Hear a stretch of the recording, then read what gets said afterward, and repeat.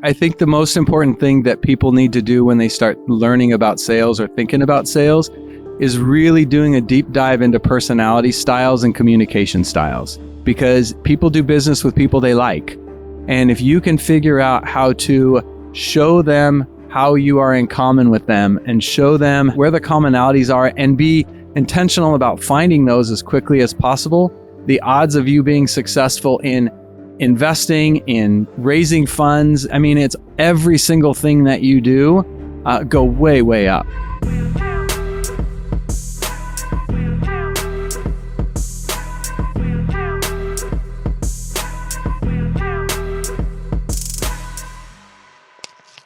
Welcome to the 0 to 100 podcast show. Our guest today, Aaron West, real estate agent, broker, and investor, and world traveler. Welcome to the 0 to 100 show, Aaron. I'm fortunate to call you a friend. We've gotten to spend a lot of time together, and today I'm looking forward to digging into your story a little bit.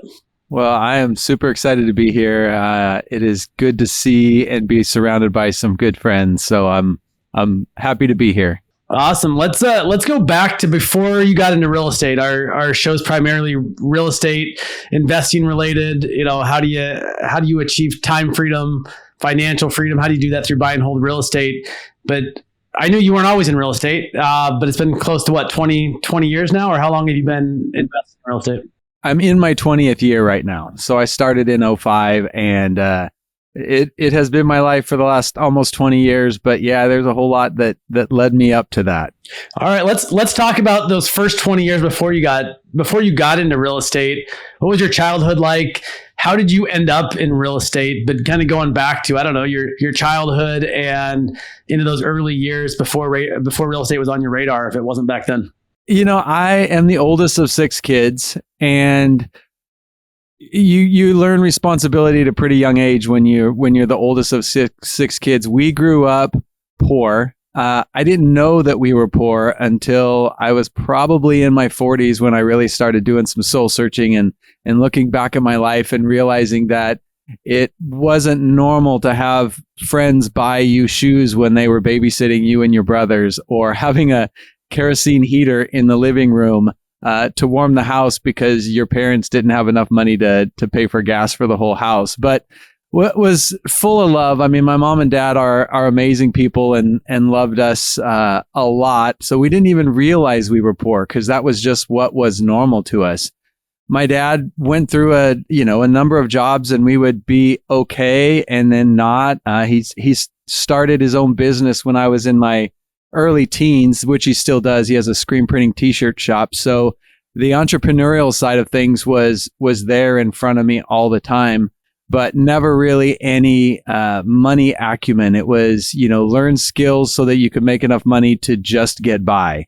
And that's really how I lived most of my life. Had a few jobs when I was younger, and then at 25 was going to get married. Not to Jennifer, my wife now, but to another really great, amazing woman, very religious family. And I just decided that I couldn't be the man that she needed me to be, and I just knew I wasn't that person. So I broke it off with her. But in the interim, I had gotten a job at UPS and at Rogers Jewelers, which is a local jewelry store up in Reno and then down here in the Central Valley, and got accepted to both of them at the same time. So for about 4 years, the only days off I had were Christmas, Thanksgiving, and 4th of July, because UPS was during the week from 3 a.m. to 7, and then I would go home, change, and then my 2 days off were during the week from Rogers, and I would work every weekend at Rogers. So were you 2 full-time jobs? These were both full-time? UPS was between 30 and 40 hours a week, and at Christmas time it was 3 a.m. to 9 o'clock, and then I would run home. I could shower, eat, and change my clothes in 8 minutes and be at the jewelry store selling jewelry at Christmas time. So Thanksgiving to Christmas was a brutal time. What was like before? Like, I'm just interested in this because like most people are not working 2 full-time jobs. Like most people I meet now are barely working 1 full-time job, unfortunately. So what was and they're not financially free. They're just lazy. But what was your motivation like? What do you think it was fueled by your childhood of not having enough, or what was the motivation to work that much? I mean, that's a great question. I think what it was my grandfather, who was a child of the Depression, had a ranch, and every summer my brothers and I would go and we'd stay a month or 6 weeks at his ranch, and we would get up at 4:00 in the morning, go milk cows, and then work all day with Grandpa. So it was just something that if it needed to be done, you just did it. It was kind of a farmer's mentality. And when I started working both of these jobs and got accepted literally the same day, I went, let's see if I can make it happen. And then you just do it. Once you just commit that you're going to do it, it was just a matter of just showing up. And that's just what I did for almost, I guess it was about 3 years that I did both jobs. Aaron, what was your mindset during that time? Was it just work, make as much money as you can? I'm assuming building wealth maybe wasn't on your radar at that point, or maybe it was. But what was your mindset like during those 3 years of just working and making money? I was the classic employee mindset. It was make money, spend it, make money, spend it, make money, spend it. I mean, I really didn't have any financial acumen until I'd been in real estate for a while, because my dad was broke all the time. So we worked best with our back against the wall. Anytime I got any money at all, I would find a place to spend it. And it was never extravagant, but there's always a place for money to go. And I just, as I went through the jewelry store, which is where I learned the sales skills that have helped me to be successful today. And I went 10 years and I got a raise every 6 months for 10 years. And I was as broke the day that I left in 2005 as I was the day that I started, making $13,000. In 2005, I was making $130,000 a year and had absolutely nothing to show for it. When I quit the jewelry store to get into real estate, I had I was used to working with my back against the wall. So I had no savings. I had nothing. I had a wife who was at home, a 2.5-year-old and a 6-month-old. And I was just like, I'm going. And I just jumped in. We talk about mindset a lot in the 0 to 100 tribe. And it's hearing your story. It's like Mitch always uses the analogy of like your brain is your hardware, and the people that you're raised with by loving, amazing parents. Like we all came from parents that traded time for dollars. Right. And that's what they did. And there was no thought to spend or saving and investing. So would you attribute that? I mean, like, do you agree with me that teachers, parents, like when you're surrounded by that, that's just, you think that's normal life. That's what you do. And it's really a mindset shift. And I think that's why Kiyosaki always talks about mindset. It's like, it starts with a mindset, and everybody's like, no, tell me how to get rich. Like, you could have made $500,000 a year and still been just as broke without rewiring in your brain and downloading different software. And I can't wait to hear how your mindset shifted, because that's really interesting. That it was one question, was how my mindset shifted. I had been in real estate for probably 4 or 5 years. I was making $150,000 a year, and so was doing really well. And I couldn't keep it. And I did not understand why. And I went to a conference where one of my mentors was there. And I waited till the end, and I walked up to him and I said, Brian, I don't understand why I can't keep money. I know how to make it, but I can't save it. And he looked at me and he asked me this question, and he said, Aaron, what's your dad's relationship with money? And I was like, I literally felt like I'd got punched in the gut, because it was the very first time in my life, and I was, mid-30s, mid to late 30s, that anything had ever been brought to my attention that I was recreating or running on the same train tracks that my parents had laid down for me. And we ended up talking for probably another 5 or 10 minutes afterwards about other stuff. And I don't remember a word that we spoke about, because that question that he asked me had it was just a punch in the gut. And, that's really when I had to decide if I was going to just live in the house that I had been staying in forever, or if I was going to start making some changes and creating new train tracks for my life. And, fortunately I decided to do that. I want to back up a little bit. I mean, that's an amazing question. It obviously was a big pivotal point in your life and kind of changed the direction. But even backing up prior to that, how did you get into real estate? You went from jewelry to the UPS, but how did you transition into real estate? Because you said it was about 4 years in that you were asked that question, but leading up to that, why real estate? So I had, we were living in Reno at the time, and we were in the smallest jewelry store in the whole chain. It was 16 stores, but I had done really well in that store. And they asked me, where do you want to go? And where we live now, Modesto, had always had the number one store in the chain. So I said, I want to go to Modesto. So in 97, I guess it was, they packed me up. I moved to Modesto and then really started. And I think this is where that kind of entrepreneurial spirit from my grandfather and from my dad kind of played through, because I always looked at my jewelry business as if it were my business. And so I created a database. I ended up being the top salesman in this chain for 5 years in a row, the first one to ever sell $1 million worth of jewelry out of a mall. And it was really just because I was treating people like they were my personal clients, like I owned the business and they were coming to see me. So in 2005, everything had been going really well. And I woke up one day and I was just super entitled. Hindsight is a 20/20, experience. The rearview mirror is just, you can see everything. And I was super entitled. And I was like, there is nothing left for me to do with this company and in this business, because I was making almost the same as their top paid manager in one of the other stores that was another top store. And I was just like, I'm never going to own this place. I'm never going to, my name's never going to be on the window. And we were talking about buying a brand new house and flipping it. Because at the time, people would stand in line.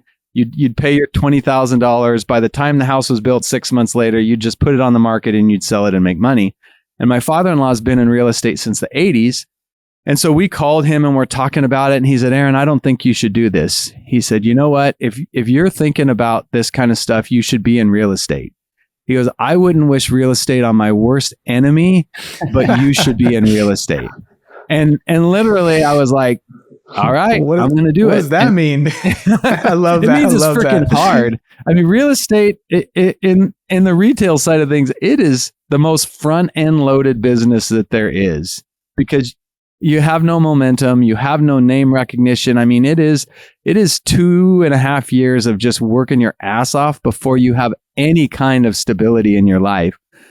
But that was kind of the push that I needed. So I just quit cold turkey. I got my real estate license. I interviewed at, all the local brokerages, because I knew I was going to be successful, because I was betting on myself. And the one that I'm still at today, when I met with him, we were sitting there and he said a couple of things that really still live with me today. One of them was, he goes, most people who own real estate companies are real estate agents who end up buying a business. He said, my dad trained me to be a businessman whose business is real estate. And I remember when he said that to me, I went, a businessman is always going to take care of the people who make him money. And I know I'm going to be successful. So I went with him. But that statement is really how I started building my real estate career. Was I wanted to be a businessman whose business was real estate, not a real estate agent. And just started looking for mentors and people to surround myself with that had that mindset. And that was probably, I think I've had three or four like total transitions of who Aaron West is. And the transition from going from an employee mindset to a business owner mindset was so difficult to do, because it's just a totally different way of thinking and how you look at stuff. And it took me probably a year of, doing the affirmations and saying I'm a businessman and trying to make business decisions. And when an opportunity would be put in front of me, rather than just saying yes or no, I'd say, what is the right business decision to make right here? And so that was one of the first ones, was just really trying to think of myself as a business owner. And that's how I got into real estate, was 2005, right when everybody was rocking and rolling and standing on the edge of a precipice. And, Most people didn't know it. I certainly didn't know it. I want to go back really fast because I do have a quick question for you. Sales skills, born or learned? Yes. Born with or learned? Yes. Both? I love the answer. Oh, yes, Okay. absolutely. I think that there are people who naturally have an inclination or a propensity to feel comfortable talking to people and having the conversations that lead people down a road to making a decision. I think there are people that don't have that can become amazing salespeople by sheer determination, putting in the hard work. But I think that, my gift is I have both, or I've had both, is that, my dad was doing route sales. My grandfather was, a people person. And so I had that people tank that gets filled up by people instead of gets drained by people. And then when I was working at the jewelry store, I was so fortunate to have just really amazing salespeople, and then the ability to talk to thousands of people who were coming in to see me. So all I had to do was learn how to have the skills to figure out how people tick, figure out how to communicate with them, figure out how to pull out what their either pain is or where they're trying to go, and then be able to guide them. I always use the term guide them down the river to the destination that they want to go to. And some people are wondering, why are we talking about sales on a real estate podcast? And, we talk about this in the book. We say this all the time. Like, if you're going to be an entrepreneur, and if you're a real estate investor, or you're an entrepreneur as well, and I'm going to get into that journey. Like, we always say, learn to sell. Like, some people say, oh, I'm not a salesperson. Well, if you're an entrepreneur, you're a real estate investor, you're okay. Yeah, the obvious is you're selling to clients, but you're also selling to investors. You're selling to lenders, right? You're selling in the real estate world. You're selling to wholesalers. You're selling to brokers. You're selling to, you're selling yourself and your capabilities all the time. And that is like, or if you're first starting out and you have a W-2 job, you're not making a lot of money and you want to outsize your income. So maybe you can get into your first investment, like sales, get into like a commission sales role where there might not be a cap on your compensation, and get really damn good at it. And it is a skill that will follow you and benefit you for the rest of your life. Forever. I think the most important thing that people need to do when they start learning about sales or thinking about sales is really doing a deep dive into personality styles and communication styles. Because if you learn how to figure out how somebody ticks and communicates, it is just a game changer. People do business with people they like. And if you can figure out how to show them how you are in common with them and show them where the commonalities are, and be intentional about finding those as quickly as possible, the odds of you being successful in investing, in, raising funds, it's every single thing that you do go way, way up. Yeah, I love hearing you. I love hearing you say that. So fast forward 4 years, you get asked that question: what was your dad's relationship like with money? It hit you hard. It was a big, it hit you hard, and it was a big change in your life. Like you obviously thought about that for a while, but what kind of actions did you take towards that once that hit you, and once you kind of had that, oh shit, what was my dad's relationship like with money? How am I on that? Even though you may be making more money, you're also spending more money, and you're kind of headed down that same road. So what changes did you make, and how did that ultimately impact your life and your decisions going forward? So I'm going to back up a couple of years before that to help answer that question. So in 2004, when I was still working in the jewelry industry, we bought our dream house. So a single story, 2,800 square feet, a third of an acre in California. We planned on being in this house until we died. And when I got into real estate and stopped making money, and then the market turned so significantly, I decided that we needed to make some changes for me to be able to build a successful real estate career, which meant we had to sell our dream house, which a couple of cases of wine later and a whole lot of conversations, we ended up selling our house. And this was as the market was starting to go down. I walked away. We sold our house for $525,000, and I got a check for $1,786. And we were that close to being a statistic, and that close to not being able to build wealth because of no credit or bad credit or short sale or foreclosure, whatever that looked like. But in making that decision, it was really the first time that my wife and I both, and we talked about this a lot and came to the conclusion together, where we separated ourselves from the emotional side of things and said, what is the right business decision for us to do? What is the right financial decision for us to do to be able to build a better life? And so by doing that, it changed the rest of my life because I was now able to separate emotional decisions from analytical decisions and then consciously decide which one we were going to do. So when that question was asked of me, and I had to go do a whole lot of deep diving and soul searching as to why am I like that? Why do I like being like that? And then how do I make those changes? I think what I did was I started an account, and it was just a really simple account. And it's the one thing that has made me more money than anything else. And I just opened up a bank account and I named it Not My Money, because I grew up a spender.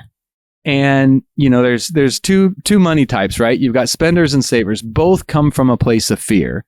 Savers are afraid of the loss of stability. So anytime money goes into their savings account, that's adding to their stability, but it's such a deep fear that they can't do anything with the money. Spenders are the exact opposite. They work best with their back against the wall. So when they have stability, they're kind of lost. And so and for spenders, a savings account is just an emergency account for when your tires go bald. You just immediately go into that, pull the money out, you're broke again, and then you're like, okay, things are good. I'm ready to go back to work. And so what I made the commitment to do was, when I named that account Not My Money, I made the commitment that that was not my money. That was the money for Aaron West, that I had the potential to be, and the wealth that I wanted to create for myself and my family. And it started with $50 out of every check, and then it went to $100, and then I realized that my life wasn't changing at all, and then it went to $500, and then it went to $1,000, and before too long, I had this nut of money that was in my Not My Money account that allowed me to go out and buy our first investment property. And then I was broke again. And so I just did a wash, rinse, repeat of that every 6 months or every year for the next 7 or 8 years, where I would tell myself in my brain that I'm broke. I would put that money into that Not My Money account that I committed wasn't my money, so it wasn't eating a hole in me. And then I would go buy something that was building wealth for me instead of spending it on something that wasn't. Did your lifestyle change a lot during that time? In other words, I'm just curious, like, you started to increase your savings more money. You went from 50 to 1,000 or so each check. What was your lifestyle like? Were you pinching pennies? Did it hurt you? Or did you pick it up even more and just say, screw it, I'm going to sell more? Like, how did you compensate for that? You know what we did? And this was during the season that the market, I was starting to be rewarded for the sacrifices that I had made from 05 to 010, when, I decided to not represent the banks because I knew most of those guys had one client. So I did the traditional, work with a bunch of people, and now all of a sudden some of them were selling, and then there were more buyers coming on the market. What my wife and I did, and this is something that works for spenders really, we put ourselves on a salary. We just said, okay, what is the number that we can live comfortably, that we're not sacrificing, that we're not pinching pennies and tightening the belt? What is our number? And then that is our number in stone. And no matter how much money the West Experience made or how much money the business made, that was the business's money, not my money. So I would get paid. I would put money in my Not My Money account. The business is a total separate entity, and we put ourselves on a salary. And then I never, to this day, other than pulling money out of the business to buy something, I've never pulled money out of the business for my own personal, just to pull money out of the business. It was at the end of every year, whatever was left, I would take, and that would be part of Not My Money, and I would go invest it. Or if in the middle of the year I came across a deal, I'd pull money out just to go invest it. But we lived on a salary for about 6 years. It was the exact same salary. We got the same paycheck for 6 years. It's only been a couple of years ago that we really changed that and made some adjustments to it. But we lived with our front room with no furniture in our front room for 2.5 years when we bought our house, because it was just like, okay, we're committing that we're not going to spend any money that's extra until we can really afford to do that. Love it. I'd love to hear about the first investment property that you purchased with the not my money funds. Well, and actually I had to borrow some money to get it because I didn't even have enough in there. But my first investment property was a duplex in California for $46,000. A duplex in California for 46,000. 46, and that one property has made me over $1 million. Wow. So I bought that property for 46,000. I had my not my money account, and then I had some pending property, some properties that were pending, and I didn't have enough in my not my money account to be able to buy it. So I went to my broker and said, "Hey, will you loan me this money until these pendings go?" And he said yes, and so he gave me the money to buy it. So I bought that house, I refinanced it, pulled another 100,000 out of that property, which brought two more properties a couple of years later. And then I just sold that property last year for like $340,000 and moved it into another duplex that's this was D location. And so I moved it up into an A location property. But yeah, when I added it all up, when I made the sale and then did the 1031, I have I'm over $1 million in net worth from that first $8,000 that I spent on that property. And to be clear, you didn't buy it for 40,000 and sell it for $1,040,000, but it was the subsequent investments that you were able to make from that enrichment. Yeah, it was letting the market and the property work for me. So then when there was enough equity for me to refinance, I went in there and refinanced, pulled that money out, used that money because there's no tax implications to it at all, bought two more properties with that money. And then, so those two properties I still own, and then sold that one last year and bought another duplex for $500,000 that was worth $600,000 when I bought it. I love that you're saying this, Aaron, because we talk about this, we call it daisy chaining strategies. Like get in the game, get your foot in the door, build equity, build notoriety, right? Build confidence in yourself. And then you can parlay that equity to make millions and millions. I mean, Mitch did the same thing. He house hacked his first house. He's borrowed against the equity on that house how many times? And it's not, when it's the subsequent investments that you roll in, either a 1031 exchange or refinancing. I love that you mentioned that there's no taxes on debt, because we say that all the time. Like that's a great way. Put more debt on it responsibly and then parlay that into other stuff. So that's really cool. I love that daisy chaining strategy. See, there's like a method to this stuff for real. I got a question, Aaron, like talking about, I mean, we kind of started with like you talking about your dad, that question, that pivotal moment. And you have kids. How many kids do you have, Aaron? Two boys. Two boys. What do you teach your kids about money today? Or what's that approach look like? Just to give us I know we could go on probably an entire podcast on this, but like, what does that look like? And this is partly a selfish question because I have two girls that I'm like always like, hey, how do I like get through to them so they can stand on my shoulders? Okay, so what I'm about to say may not apply to you for girls, but this is kind of how we decided to, part of the decision when it comes to money, where this came from. So when I was probably 12 or 13, and again, I grew up in a very religious house. One of our friends, they had a son and a daughter that were about the same age as us that were from England. And somehow the subject came up and they're like, my mom and dad are naked in front of us all the time. That's not a big deal because in Europe, that's totally normal. So to them, it was totally normal to see their parents naked and they were teenagers. Buddy. No weird ideas. So my wife and I had a conversation when we were raising our boys of like, we don't want a lot of the typical taboos to be taboos to our boys. And so while we had naked Sundays where my son, when he was freaking 15 years old, we have a picture of him sitting in our front room, butt naked, playing Fortnite because it was naked Sunday, because that was just, we didn't want to make that a taboo. And the same thing was true with money as we started building wealth. I was like, I told my boys, I'm building wealth. I have wealth. You get nothing. You're going to have to figure your life out on your own. And we're holding to that with our boys today. But they knew, I since 2014 have used personal capital. So I have my net worth down to the penny synced with all of my bank accounts from 2014 through today. And I would look at it once a week or so just to kind of see where we were at. And the boys would come in every time I'd buy a property or I'd be putting something into it. they'd be come by and they're like, what do you do? And I'd be like, well, I'm adding another property, and I'd explain it to them. So to the boys, they're very comfortable with talking about money and seeing money and hearing money conversations, because I didn't want them to have the same taboo that I had when how I was raised. I love the transparency. And by the way, I've been trying to get my wife to do Naked Sunday or Monday or Tuesday. It doesn't matter the day, to be honest with you. My wife changed after like the boys were 5 or 6. She's like, no more Naked Sundays for me. And I'm like, what? And no naked podcasts. We're not going to do the naked podcast. No naked podcast. Oh, I'm not wearing any clothes underneath this shirt. Mitch has been trying to get me to do Naked Sundays since I've met him. Hey,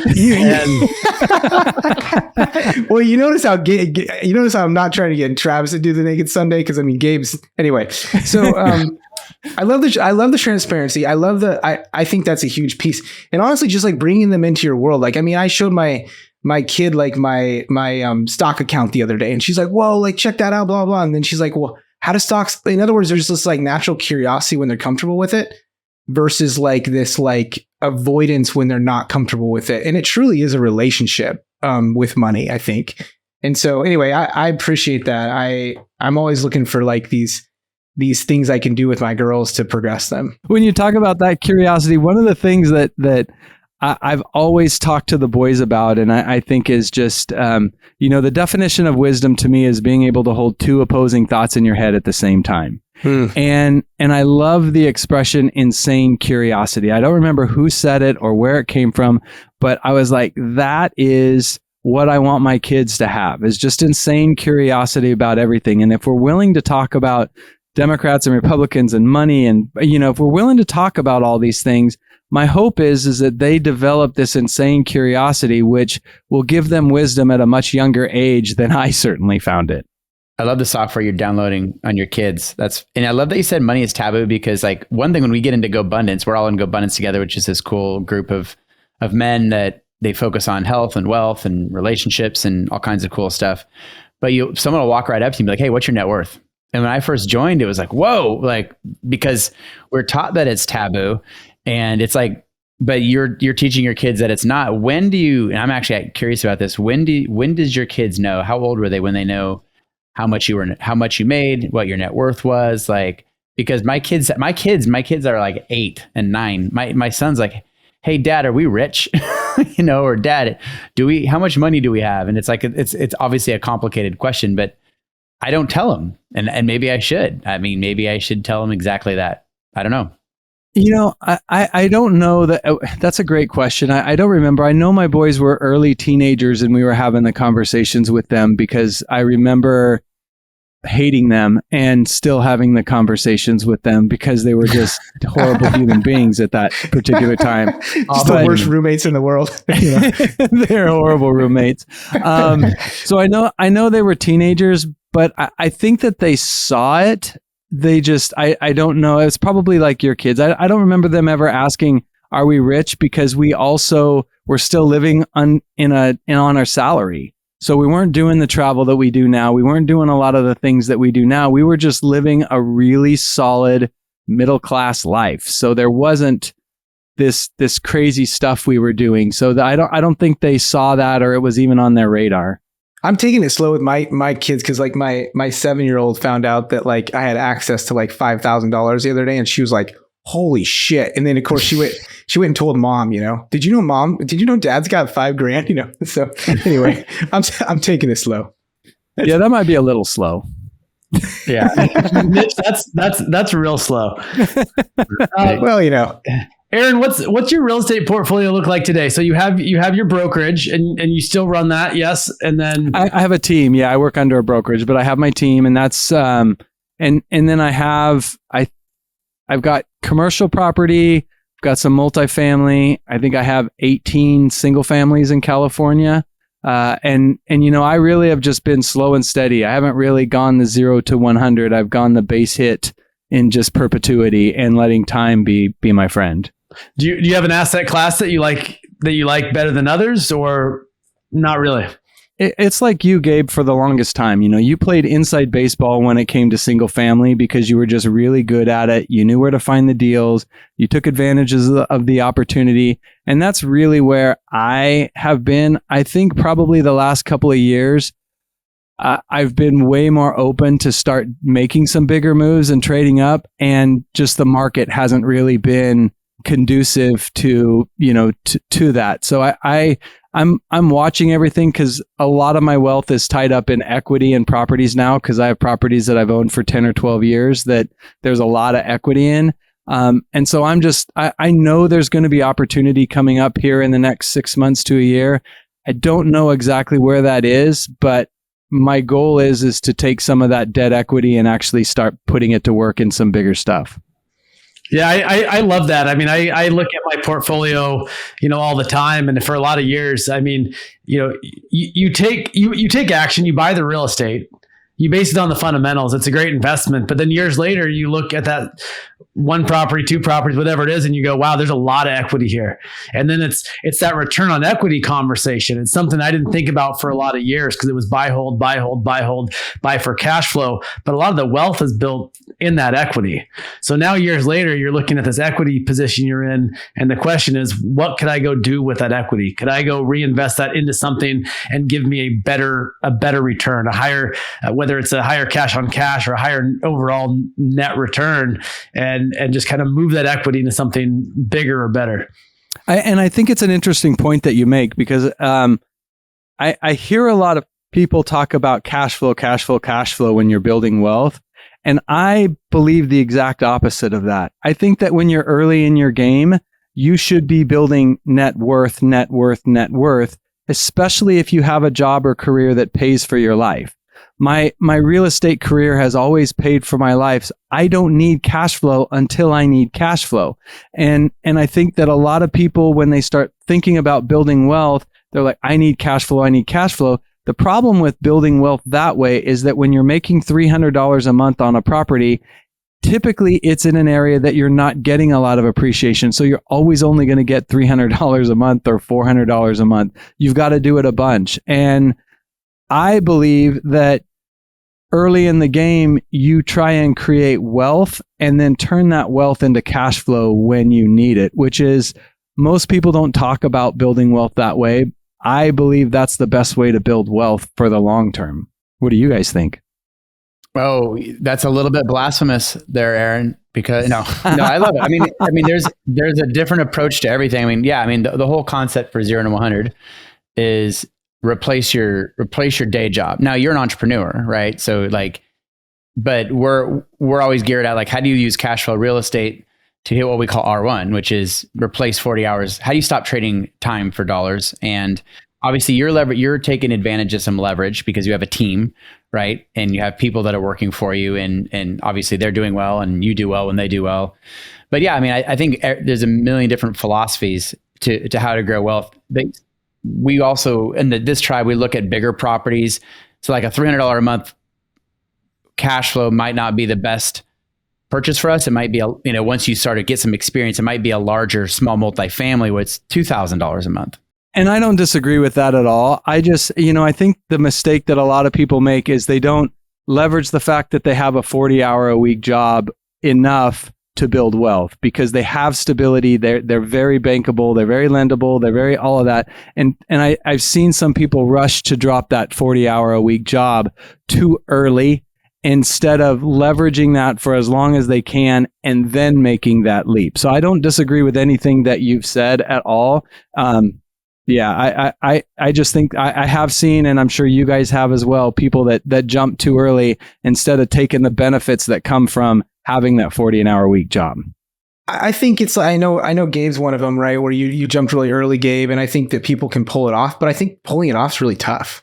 Like it's rare to see somebody jump really early and still go build a lot of wealth and find big assets. I think it's possible, but I do like what you said, think about the bankability, think about, and I think you're in a career that you love, you're really good at, you sort of found your person market fit in a way. And so I love your approach. It's you're able to make good money, fast money, but also put that into long money, freedom money over time, build equity, then build cash flow. To me, it makes sense. And it's an interesting model for sure. And, and real talk with Gabe was 19 years old and needed to make $800 a month to live.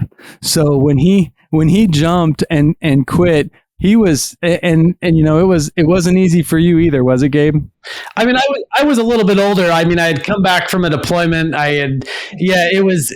Yeah, I mean, it was unit number 7, but yeah, it was, the big difference was I was working 30 hours a week at a minimum wage job, and I wasn't qualified for anything else. And, kind of along the same lines of like, our salespeople, is it learned or is it, are you born with it? Same with like a similar question with the entrepreneur. Like, to me, working a job, working for someone else just like disgusted me at the core. And so like I jumped, but yes, it was a little bit of cash flow. I mean, I was financially free at less than $1,500 a month cash flow. I love that. But I was okay being poor because I was financially free was so fucking important to me. And so I don't think there's always one way. I have high salary earners come to me and say like, I want to replace my income. I want to replace my income through real estate, and they're making $800,000 a year. That's very different than, the 30-hour a week minimum wage job. And so I think every path is different, and I think, your story fits what you want in your life really well. And I don't think there's one right way to do something. And it really comes down to, I know you have a lot of clarity on what you want in your life. And so you can make decisions around things that align or don't align with what it is that's important to you. No, and that's very true.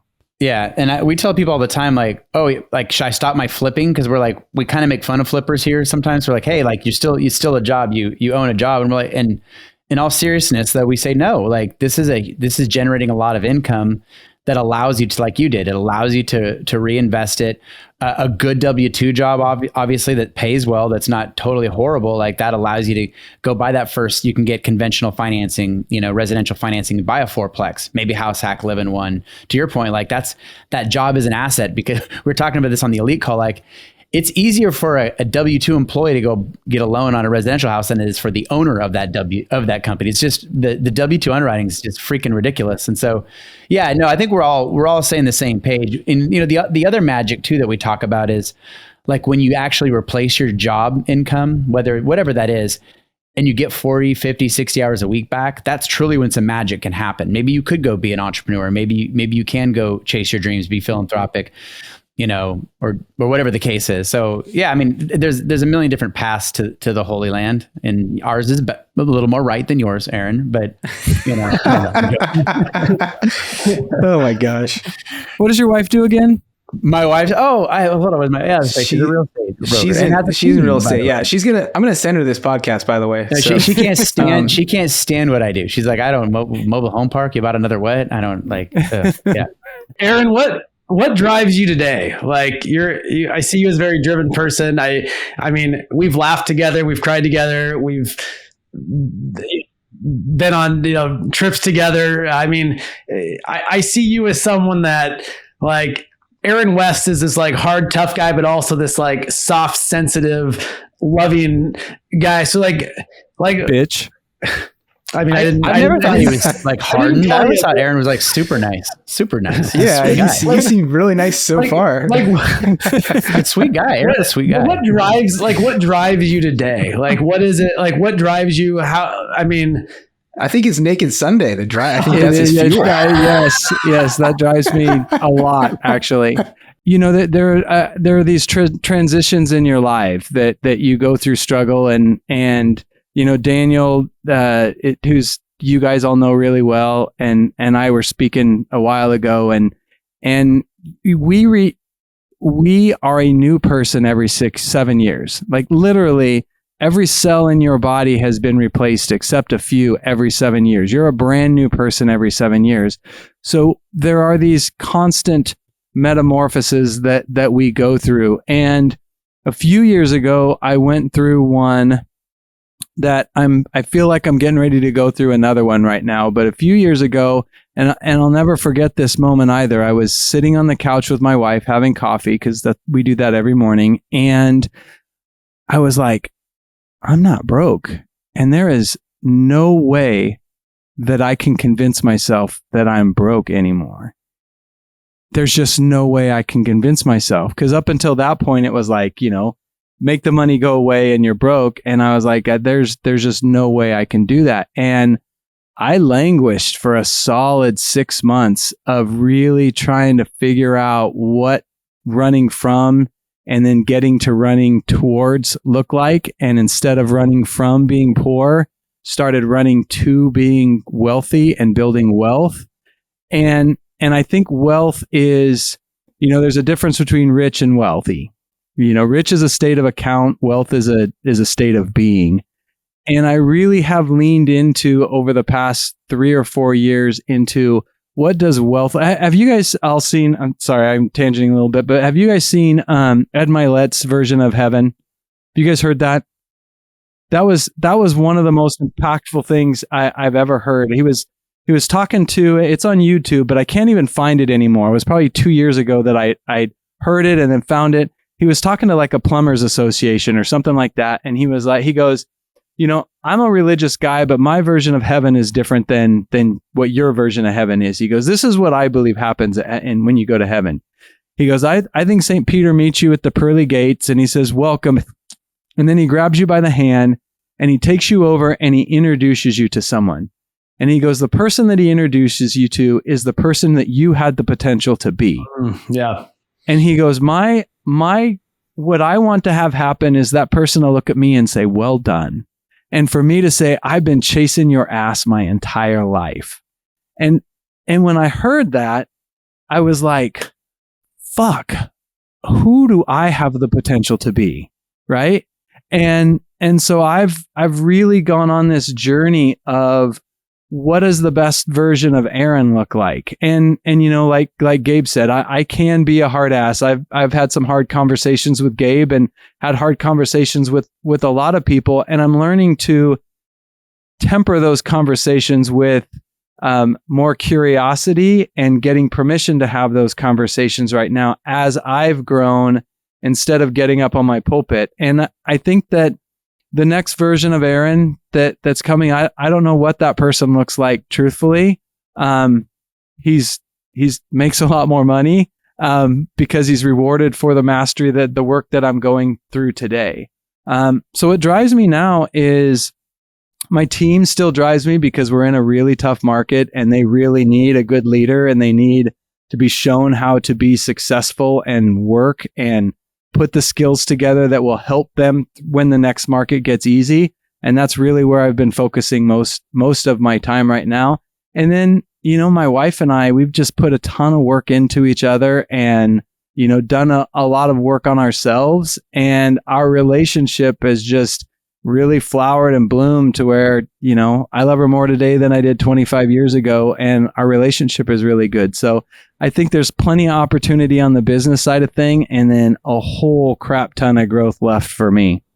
You change who you are every 7 years, literally physically who you are, but also picturing like changing as a human, like no kidding, like developing like who you are. And I think we talk a lot about like money. We talk a lot about, our journey, but like it's really a change of us. Like you really become a different person fundamentally than you were 10 years ago or 7 years ago. And you're going to be a different person 7 years from now. I also want to compliment you though, because like I remember, I didn't remember meeting really many people in Denver the first Go Abundance trip, but I remember meeting you and we were in the bar and like there's that quote and I didn't make it up, but it's impactful for me. Like there's certain people where like you don't remember what they said, but you remember the way they made you feel.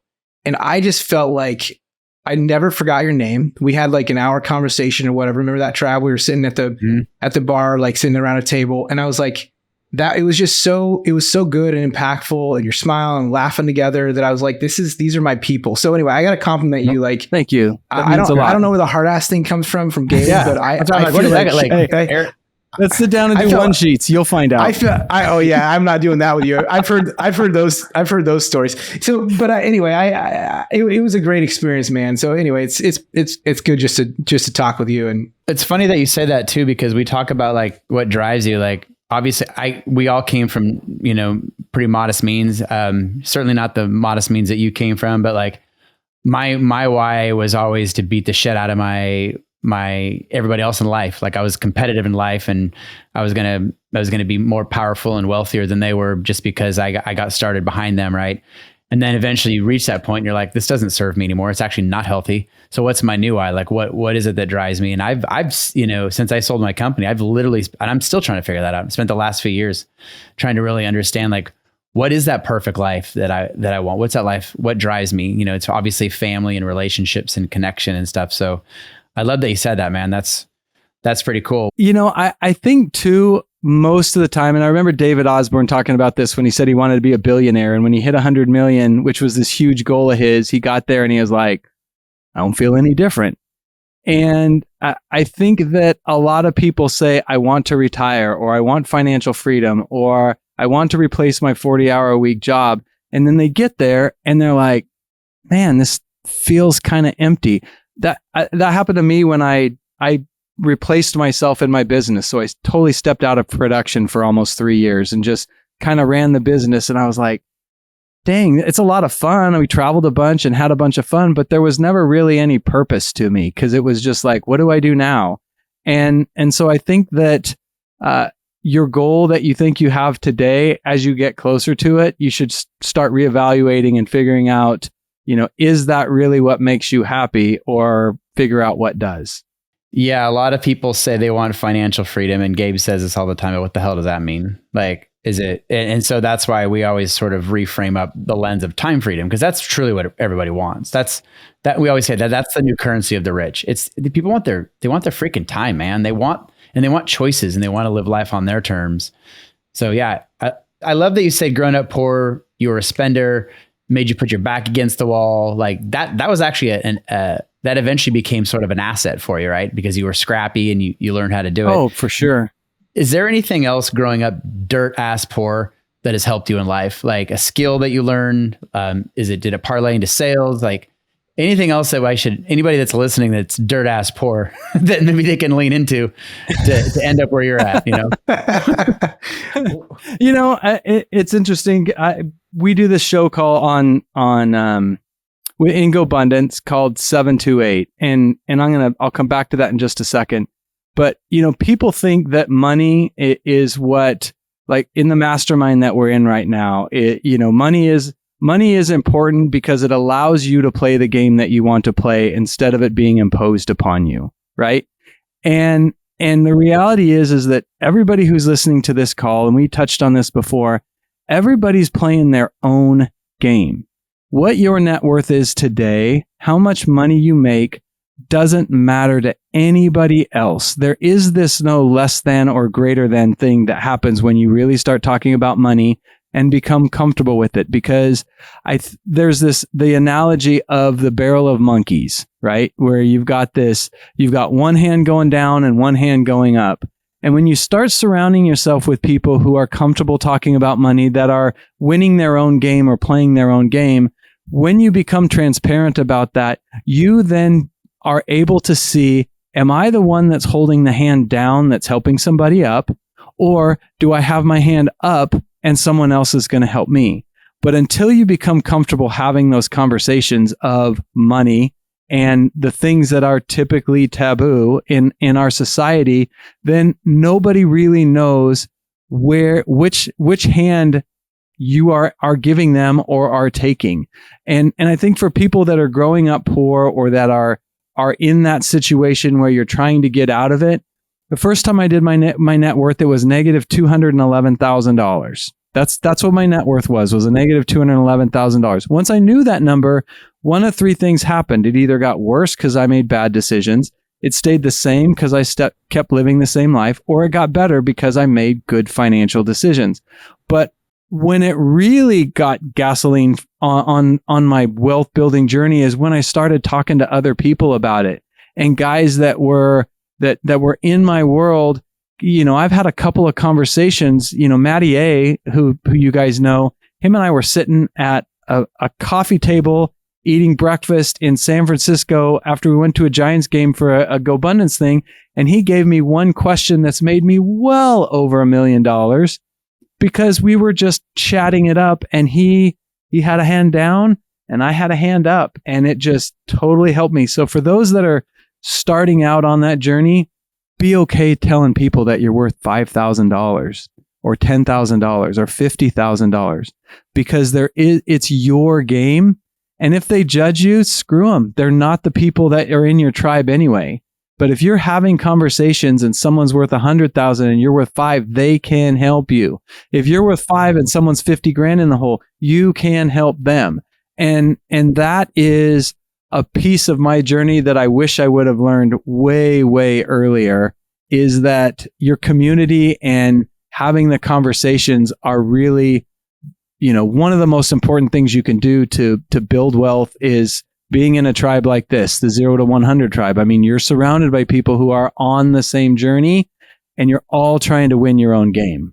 Aaron, are you able to share or willing to share that what that question was that Maddie asked you that was so impactful?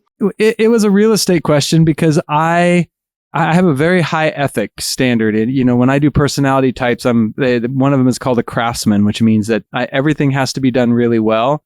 And it's a very high ethic. And I had a challenge of buying flip properties from clients or people that had been referred to me because I was putting what I thought was best for them on them instead of allowing them to tell me. And Maddie just told me, because I asked him, I said, how do you buy properties from clients? He said, I just let them tell me their pain.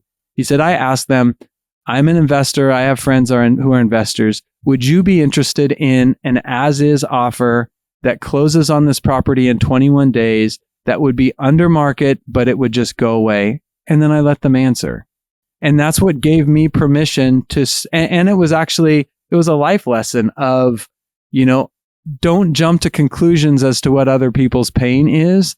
Ask the questions and see if there's a way to help them before you jump on your pulpit and try and help them when you don't know what their pain is. It's a great tactic for sellers too. When we talk about this, where like, hey, what's important to you? Like Mitch and I have been in deals where we thought we initially, when we started this journey, we thought price was always important. It's actually rarely the most important. Like I have kids that they want an annuity stream. I want a quick closing. I just want to hang out with Mitch on Sunday without his clothes on, like all the thing. I know maybe that one didn't come out, but yeah, you did. Oh my gosh, unreal. I love it. No, but it's true. And so what the story that I was going to tell is Daniel and I do this show for GoBundance called 728. And the premise of the show, and you guys have been on it before, but it's... Wait, where is the coolest place you've ever filmed the 7 to 8 show? Just out of Zoom, blind curiosity. It was Zoom with Travis Dillard because it was the guest. Is what it was, Gabe. That's a dumb question. Next question. Sounds cool. Let our guest, let Aaron answer the question. I'm genuinely curious.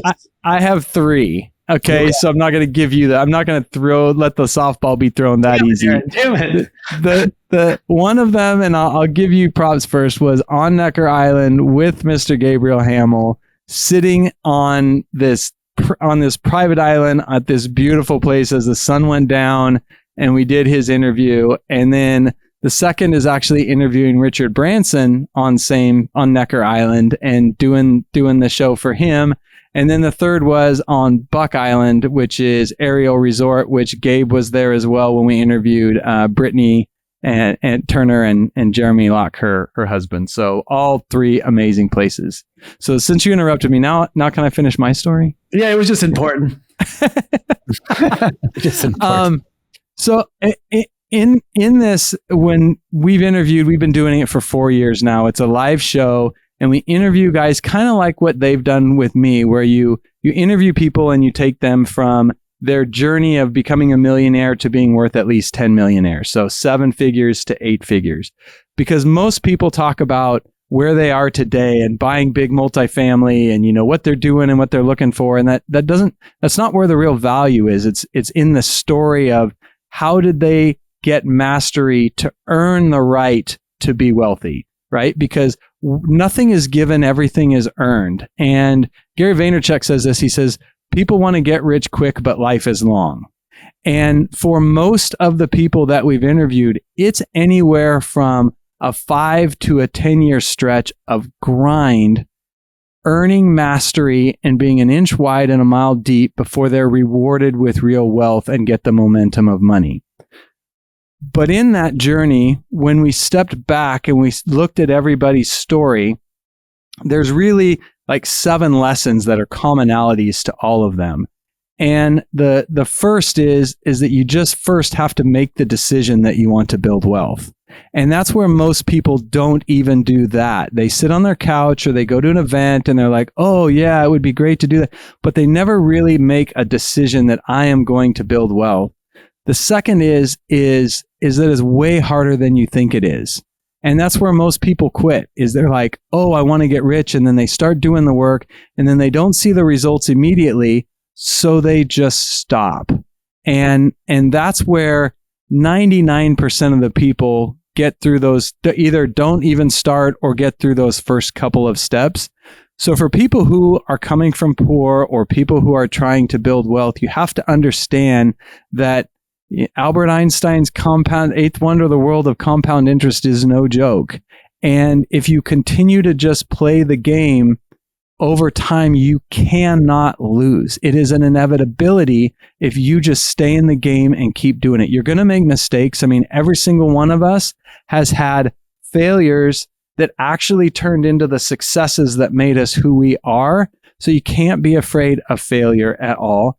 And then surrounding yourself with people, remaking yourself, figuring out that generosity. I mean, Gabe, how much has your net worth increased since we had to come to Jesus about you being a cheap sucker? About 5x. About 5x, right? One of the things when we interviewed Richard Branson on Necker Island, he said, one of the guys stood up and asked him, he goes, at what point when you were building your wealth, did philanthropy become part of your journey? And he goes, it always was. Always. When I opened my first record store, we had a hotline that was paid for by the record store that was a suicide hotline for people. And then he said this, which I thought was really, really powerful. Nothing has opened more doors for me than philanthropy and generosity to charities. Nothing. And this is Richard Branson, who has built a multi-billion dollar, world around him. And so as you're building this wealth, remembering that when you give in slices, you receive in loaves. That's another lesson that is one of those lessons that we found is being generous. Aaron, I mean, I've actually shared that conversation that you and I had with multiple people, because I was so giving with my time because I had a lot of it, but I didn't give money away, right? And I always kind of thought like, oh, money doesn't solve problems, but I can share information, share knowledge, share my time. But it really was extremely impactful, because what you actually said was, hey, if we really live in abundance, shouldn't we also be abundant with our giving? And I remember there was like, you had challenged me at the time, I think it was to give like 20 grand away. And I was like, I don't even know who I would give it to. And you're like, oh, they'll show up. Right. And it's true. And it was interesting because I started giving away like $1,000 increments to people. And I gave that 20 grand away pretty quick. But what it actually did for me, more so than just, and yes, $1,000 was very little to me and it was a huge impact for other people. But what it actually did for me, I unattached myself from the money. And yes, from that time to now, it's, I don't know, been 6-7 years, I have, become a lot more wealthy. But aside from that, I've unattached myself from money. And the more that I've given away, the wealthier I've become.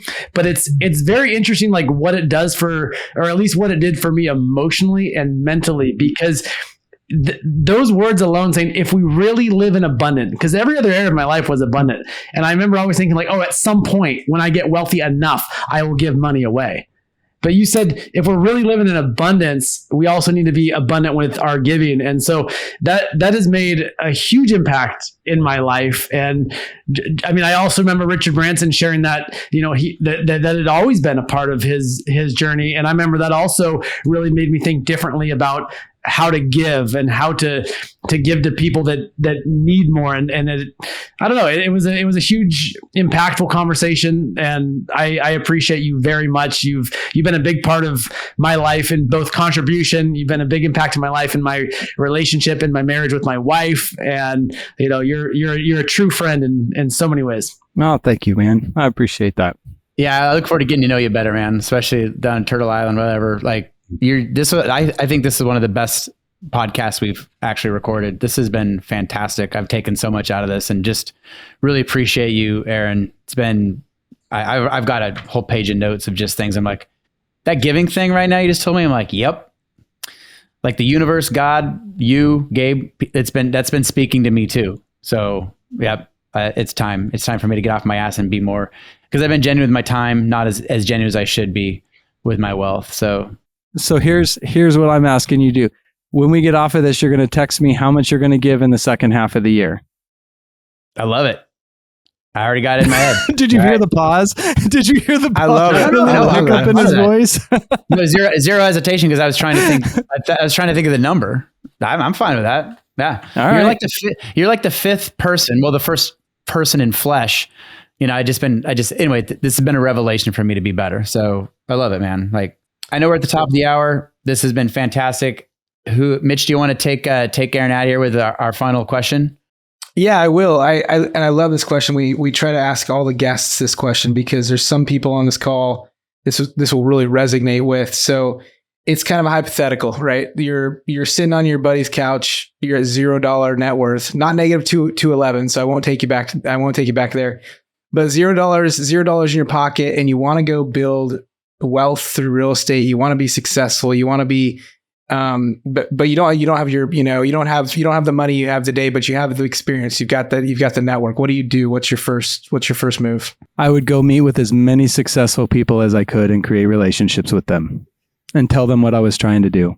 Well, Mitch said you have the network. You still have your network and you have your knowledge. Oh, I still have my network. I would lean on my network to find opportunities and lend me money to help me start buying stuff. If I've got the skills that I have now, then money's never the issue.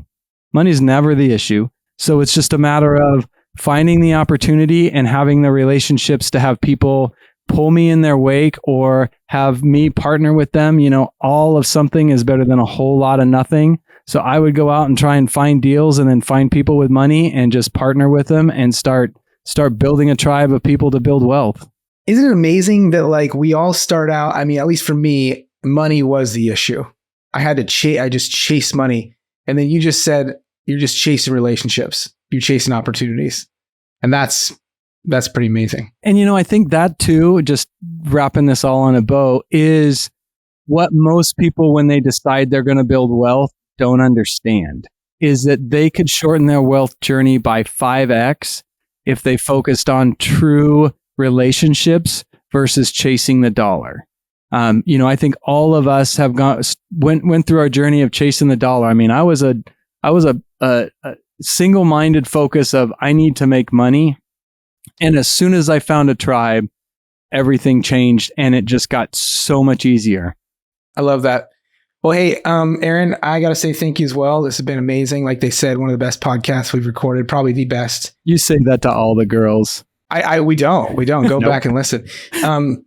And so, yeah, I appreciate it. And if you guys are cool with it, I'll see you guys at my house on Sunday. That sound okay? Yep, I'll be there.